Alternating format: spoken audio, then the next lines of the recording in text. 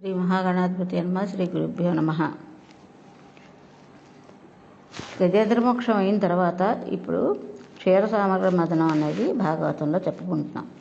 పంచమి ఉండగా శుక్రవారం నాడు అభిజిత్ లగ్నంలో లక్ష్మీదేవి ఆవిర్భవించింది. అలా ఆవిర్భవించగానే కేవలం ఆవిడ చూపుల చేత లోకాలన్నిటినీ ఐశ్వర్యాన్ని ఇచ్చింది. దానివల్ల మొట్టమొదటి అనుగ్రహం పొందినవాడు దేవేంద్రుడు. మనం ఐశ్వర్యానికి కానీ, అధికారానికి కానీ, భోగలాలసతకి కానీ, వైభోగాన్ని కానీ ఇంద్రుని ఒక హద్దుగా చెప్పుకుంటాం. ఒకానొక సమయంలో ఇంద్రుడు ఒక అరణ్య ప్రాంతంలో తిరుగుతున్నాడు. ఆయన సురాపానం చేసి రంభతో కలిసి విహరిస్తున్నాడు. ఆ సమయంలో అటుగా దూర్వాస మహర్షి వస్తున్నారు. ఆయన మహాజ్ఞాని, శంకరాంశ సంభూతుడు. ఇంద్రుడు ఆయనకు నమస్కారం చేశాడు.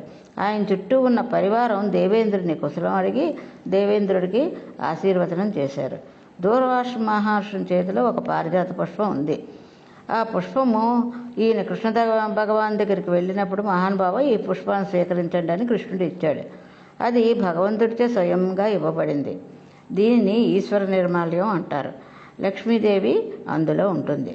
ఇంద్రుడు సురాపానం చేసి మదోన్మత్తుడై ఉన్నాడు. ఆ పువ్వును తీసుకున్నాడు. పువ్వును తీసుకున్నప్పుడు కళ్ళకు అద్దుకుని పక్కన పెట్టాలి. ఈశ్వర నిర్మాలం అయితే దళ మీద కానీ చెవిలో కానీ పెట్టుకోవచ్చు, లేదా ఎవరు తొక్కని చోట దానిని భద్రంగా చేయవచ్చు. ఇంద్రుడు ఆ పువ్వును తీసుకుని ఐరావతం మీదకి విసిరాడు. ఐరావతం విశేషమైన తేజస్సును సంతరించుకుంది. అది భగవంతుని నిర్మాల్యం. అది దాని శిరస్సు మీద పడింది.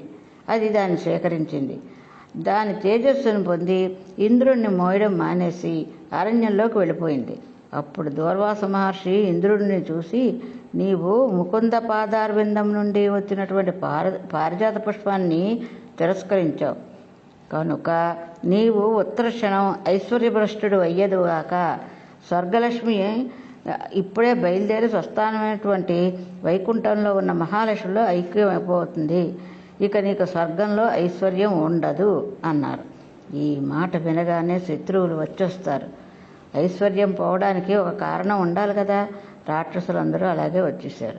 చుట్టుముట్టి పడగొట్టేశారు. ఇంద్రుని ఐశ్వర్యం పోయింది. అప్పుడు ఇంద్రునికి ఐశ్వర్యం పోవడానికి కారణం తెలిసింది. అప్పుడు దేవతలందరూ కలిసి బ్రహ్మగారి దగ్గరికి వెళ్ళారు.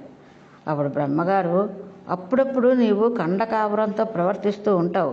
ఒకప్పుడు బృహస్పతి జోలికి వెళ్ళావు, ఇవాళ దూర్వాస మహాముని జోలికి వెళ్ళావు. అందువల్ల ఐశ్వర్యం పోయింది. ఇప్పుడు నీకు మరల ఐశ్వర్యం ఆ పద్మనాభుడి అనుగ్రహంతోనే రావాలి. ఆయన్నే ధ్యానం చెయ్యాలి అని కన్నులు మూసుకుని ధ్యానం నందు ఉన్నవాడై ఆ పరమాత్మని ధ్యానం చేసి పరమ సంతోషంతో చిరునవ్వు నవ్వాడు. అనగా ధ్యానం నందు ద్యోతకమైన నారాయణుడు ఒక మార్గోపదేశం చేశాడు. ఇప్పుడు బ్రహ్మగారు అన్నారు, ఇప్పుడు నీకు ఐశ్వర్యం పోయింది కదా, నీవైనా నేనైనా మరలా ఐశ్వర్యం పొందాలి అంటే శ్రీమన్నారాయణనే అడగాలి. ఆయన పాదముల మీద ఉన్న పువ్వుని విసిరిసావు. అందుకు దూర్వాసునికి కోపం వచ్చింది. పరమాత్మకు కోపం రాదు. ఆయన కోపం పెట్టేసుకుంటే ఇక లోకంలో ఉద్ధరించేవాడు ఎవడుంటాడు? పరమాత్మకి శాశ్వత కోపం ఉండదు. నీవు దూర్వాసుడిని నన్ను అర్థించడం వల్ల పరమాత్మ సంతోషిస్తున్నాడు. తప్పు చేసినవాడు తనకు ఎంత దగ్గరవాడైనా పరమాత్మ శిక్షిస్తాడు. ఆయన శాశ్వతంగా ఎవరి పట్ల శత్రువు కాదు, మిత్రువు కాదు. మీ నడవడిని బట్టి ఆయన మిత్రత్వం కానీ శత్రుత్వం కానీ ఆవిష్కరించబడుతుంది. ఇంద్ర, నేను కానీ దూర్వాసుడు కానీ సమస్త దేవతలు కానీ ఎప్పుడు సంతోషిస్తారో తెలుసా? శ్రీమన్నారాయణుడికి మొక్కి నమస్కరించినప్పుడే. మాకు నమస్కరించి శ్రీమన్నారాయణ అనుగ్రహం పొందడం కాదు. శ్రీమన్నారాయణకి నమస్కరిస్తేనే మేమందరం నీకు ఆప్తులం అవుతాం. ఆయనకి ప్రార్థన చేద్దామన్నారు బ్రహ్మగారు. ఆ మాట చెప్పగానే ఇంద్రుడు ధైర్యంగా ఉన్నాడు. తప్పు చేసిన వాడికి పరమాత్మ రక్షిస్తాడు అనే జ్ఞానం కలిగింది. పశ్చాత్తాప ప్రకటన జరిగిందంటే వెంటనే స్వామి వరం ఇచ్చేస్తాడు. దితి సంధ్యాకాలంలో తప్పు చేసింది. హిరణ్యకశిపుడు పుట్టాడు. భర్త దగ్గరికి వెళ్ళి పశ్చాత్తాపడింది. మనవుడు ప్రహ్లాదుడు పుట్టాడు. తప్పు చేయడం సహజం. పశ్చాత్తాపడి మళ్ళీ ఆ తప్పు చేయకుండా ఉండడం మంచి మనిషి లక్షణం.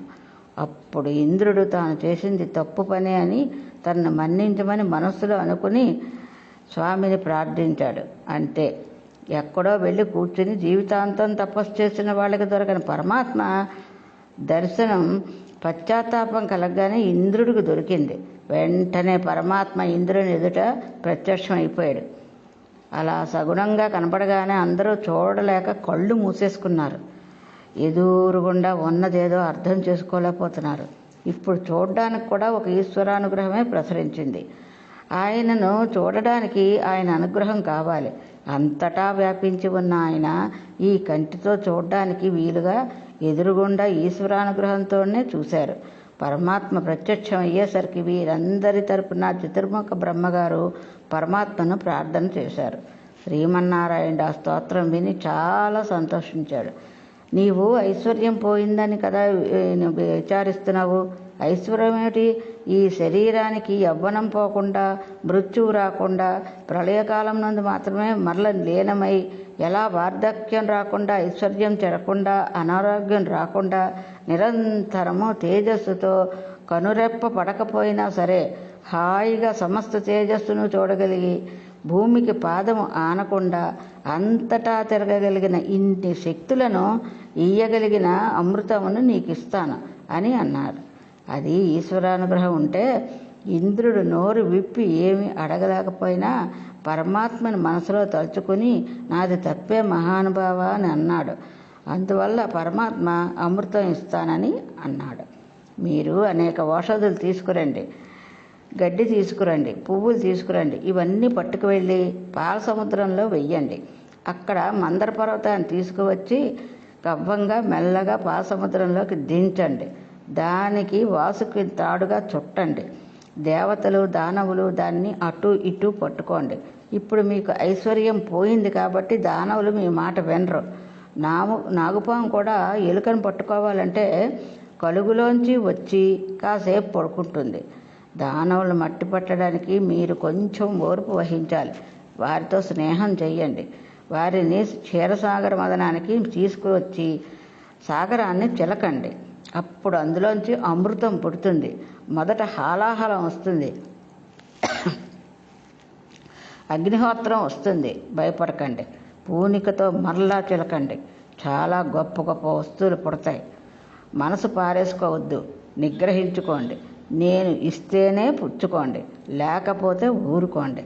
ఎవరికి ఏది ఇవ్వాలో నాకు తెలుసు, అది వాడికి ఇస్తాను. ఇప్పుడు దేవతలు శ్రీమన్నారాయణ మాటలు శ్రద్ధగా విని తప్పకుండా అలాగే చేస్తాం స్వామి అని వాళ్ళు బయలుదేరారు. మొట్టమొదట మందర పర్వతాన్ని తీసుకువెళ్ళి సముద్రంలో పెట్టాలి. ఇప్పుడు దేవతలు త్వష్ట ప్రజాపతి దగ్గరికి వెళ్ళి తమకు ఒక పెద్ద తవ్వు కొలను తయారు చేసి ఇవ్వాల్సిందని కోరారు. త్వష్ట ప్రజాపతి ఎందుకు అని అడిగాడు. అప్పుడు దేవతలు మేము మందర పర్వతం కింద తవ్వేస్తాము, తర్వాత దాన్ని ఓడబెరికి సముద్రం వద్దకు తీసుకెళ్తాము, అలా చేయమని శ్రీమన్నారాయణుడు చెప్పాడు అన్నారు. ఆయన వారు కోరిన విధంగానే తవ్వు కొలను ఇచ్చేశాడు త్వష్ట ప్రజాపతి. వారు దానిని తీసుకువెళ్ళి మందర పర్వతం అడుగు భాగం చుట్టూ తవ్వడం ప్రారంభించారు. అలా తవ్వుతూ ఉంటే పెద్ద గొయ్యి పడింది.